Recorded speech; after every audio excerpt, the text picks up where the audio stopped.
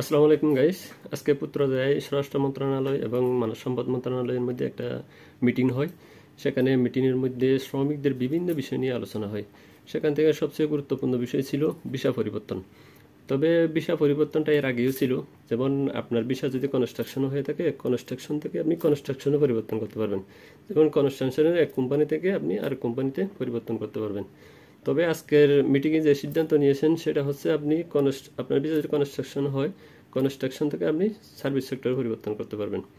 যদি আপনার visa service sector হয়, সার্ভিস সেক্টর থেকে কনস্ট্রাকশনে পরিবর্তন করতে পারবেন, তবে অনুমতি সাপেক্ষে।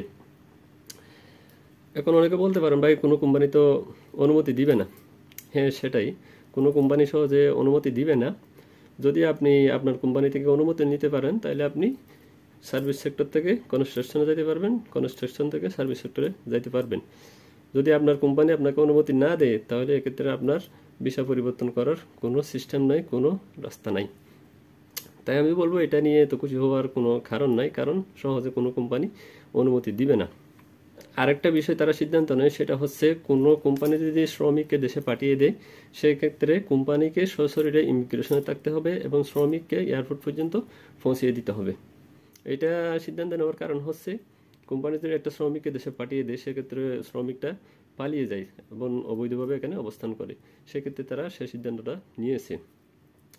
এছাড়া আর্টিকেল 3 নিয়ে কোনো সিদ্ধান্ত নিয়েছে কিনা সেটা এখনো তারা জানায়নি, হয়তো জানাইতে পারে।